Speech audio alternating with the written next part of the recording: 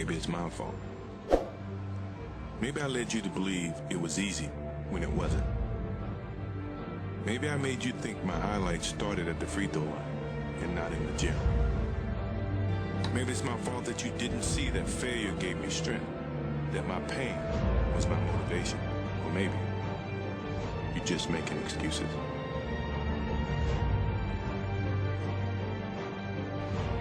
Well, my resolutions are to become the youngest heavyweight champion in history. That's nothing new to my fans. They all know that I will be the next heavyweight champion.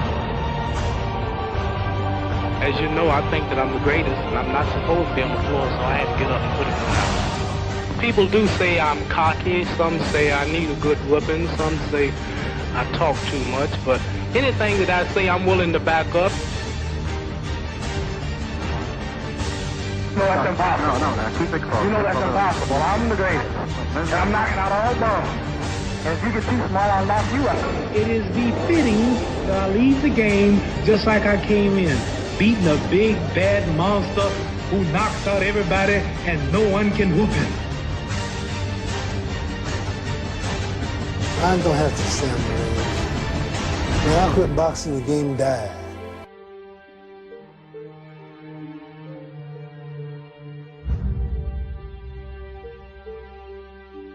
4 months of this fight, my weight today is 214 pounds. That's fight weight already. I'm way ahead of schedule. My timing, my accuracy, my reach will be an inch and a half. I'm experienced now. Professional. Charles been broke, been lost, knocked down a couple times. Bad. Been chopping trees. I done something new for this fight. I done wrestled with an alligator. That's right. I have wrestled with an alligator. I done tussled with a whale. I done handcuffed lightning, throw thunder in jail. That's bad. Only last week, I murdered a rock, injured a stone, hospitalized a brick. Fast. All of you, I know you got him. I know you got him, Dick. But the man's in trouble. I'm gonna show you how great I am. Sometimes I can fly.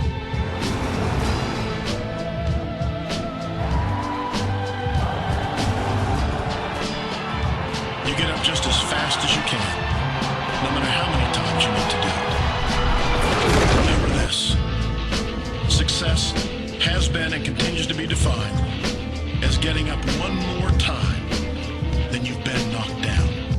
My fast is faster than your fast. My fast is fast. I got strong all day. Stronger. Quicker than your quicker. I give you a head start. You underestimate my agility. My agility is the CEO of the United Global Agility Corporation. I break your backboard right now. My quick is quick. Quickity quick. My quick and my fast had a baby named Speedy.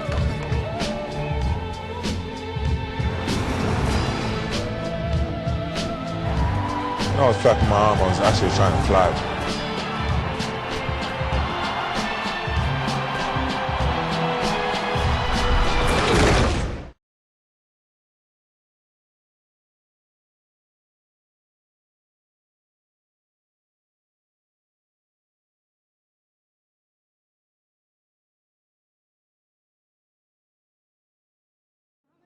I'd like to know what you're going to do when you retire from boxing.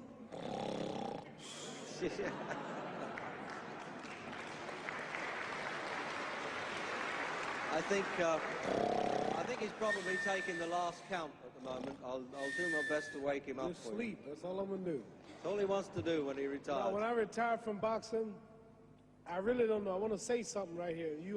This might make you all think. Life is not really long. Let's say the average person 30 years old. If you're 30 years old, you are not but about 7 years old. How can I prove it? Add up all the 7, 8, 9 hours you slept for 30 years.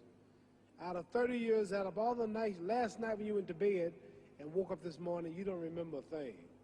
You've been unconscious for about 8 years. If you're 30 years old, you slept about 8 years. Okay.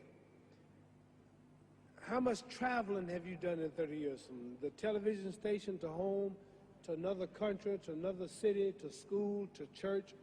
You've probably traveled 2 years of your life or spent just getting back and forth to where you're going. So there's 8 years of sleeping, 2 years of traveling. There's 30 years out of your life before you accomplish anything. How long do you sit in school in America? We stay in school from the 12th grade from the 1st grade to 12th grade. Same here? Yeah, virtually. 6 hours a day? Yeah. 6 hours a day for 12 years, break it down, you sat in the classroom for 3 years without leaving. Okay, 2 years of traveling, 8 years of sleeping, 3 years of school. How many movies have you went to? How many wrestling matches? How much entertainment? How many movie theaters, live plays, baseball games? Probably 2 years of entertainment. So by the time a man, you older people know him, bear witness what I'm saying, by the time you have children, by the time you have made a way for your children, by the time you've paid for your home, you're pushing 60 years old. So life is real short. So you add up all your traveling, add up all your sleeping, add up all your school, add up all your entertainment, you've probably been half your life doing nothing. So what am I'm 35 years old, 30 more years I'll be 65. We don't have no more influence. We can't do nothing much at 65. Your wife will tell you that. So what I'm saying, when you're 65, ain't too much more to do. So did you know I'll be 65 in 30 more years? In those 30 years, I have to sleep 9 years. I don't have 30 years of daylight. I have to travel back to America, take 6, 7 miles. All my traveling, probably 4 years of traveling in the next 30 years, about 9 years of sleeping, television, movies, entertainment, about 3 years of entertainment. Out of 30 years, I might have about 16 years to be productive. So it's how we can all break individual lives down. What am I going to do in the next 16 years? What's the best thing I can do? Get ready to meet God. Owning real estate, going in business, teaching boxers, that won't get me to heaven. How many here believe there's a supreme being, believe there's a God? How many believe there's some power that made the sun, the moon, the stars? How many believe that this stuff didn't just come out here? Somebody wiser than us made it. How many believe there's a God? How many believe there's not a God? All right. Believe there's not a God. All right. If I told you, you who don't believe in God, if I told you that this glass sprang into existence, this glass made itself, no man made this glass, would you believe it? Would you believe I just told you this thing made itself? No. No. When I tell you, you wouldn't believe it, right? No, somebody's doubting it, yeah, so I'm giving you the answer. That's what she wouldn't believe it. If I told her this television station popped into existence, it just, no man made it, you said Muhammad Ali's crazy. All right. Well, if this glass can't make itself, if I told you those clothes you have on wove themselves, nobody created them, those clothes made themselves, you wouldn't believe it. But if your clothes didn't make itself, if that glass couldn't make itself, if this building didn't make itself, then how did the moon get out there? How did the stars and Jupiter, Neptune and Mars and the sun, how did nature, how did all this come here if it didn't know why is something planning to make it? So what I'm saying is, I believe that we're going to be judged. Should a man like Hitler kill all the Jews and get away with it? Somebody should punish him. Maybe he get it, don't get it now, he get it when he died, in hell for eternity. So what I'm going to do when I get out of boxing is to get myself ready to meet God, because my plane might blow up. Don't planes blow up in this country sometime and crash? Don't people die every day? Not every day. It's a scary thing to think that I'm going to hell to burn eternally forever. So what am I going to do? I'm taking I'm explaining what you asked me a question. You ask me questions I can't just answer like that. When I get out of boxing or when I'm through, I'm going to do all I can to help people. That's why I'm here with Johnny Walker. Here's a poor man, came all the way to America. Here's a bunch of boys need some money, and somebody is calling me to help them. God is watching me. God don't praise me because I beat Joe Frazier. God don't give nothing about Joe Frazier. God don't care nothing about England or America as far as your wealth is all his. He wants to know, how do we treat each other? How do we help each other? So I'm going to dedicate my life to using my name and popularity, helping charities, helping people, uniting people, bring people bumming each other because of religious beliefs. We need somebody in the world to help us make peace. So when I die, if there's a heaven, I want to see it. Because we live how long? 80 years? The odds are everybody in this room, some of you are going to be dead 20 years from now, some of you are going to be dead 50 years from now, some are going to be dead 30, some are going to be dead 60, 70 years from now. We all going to die soon.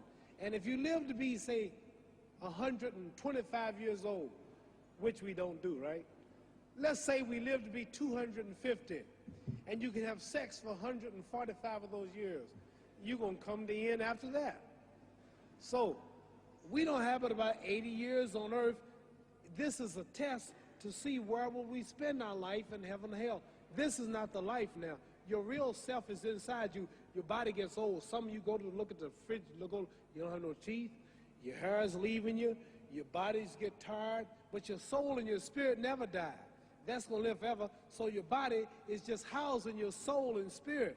So God is testing us on how we treat each other, how we live, to see where our real home be in heaven. So this physical stuff don't last for so long. So my car, this building is going to be here when the man who built it dead. There have been many kings and queens of England. They're all dead. After this one is gone, another one will come. So we don't stay here. We're just trustees. We don't own nothing.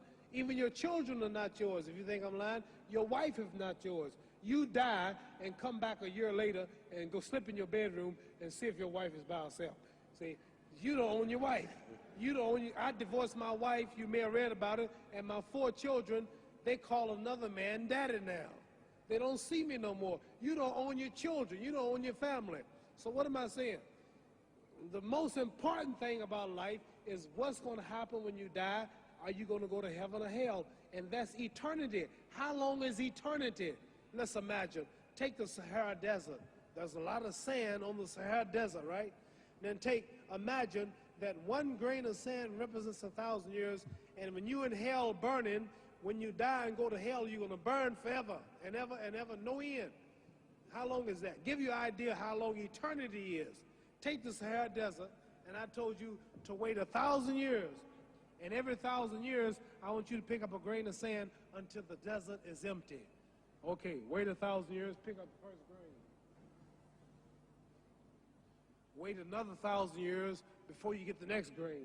Keep that up until there's no more sand in the desert. Whew. You know how long America's not but 200 years old. We got 800 more years to go before 1,000. So it just scares me to think that I'm going to die one day and go to hell. I'm on an airplane that might blow up. I'm always traveling. And to go to hell and God is going to judge my soul. The police, I might kill people. I might rob people. The authorities might not catch me. The FBI, Scotland Yard might not catch me. But when I die, somebody's watching me and keeping count. And I can't get away. And I'm going to burn forever and ever and ever. I'll go to heaven. So what am I going to do when I'm through fighting? I only have 16 years to be productive. Get myself ready to meet God and go to the best place. Don't that make sense? Thank you.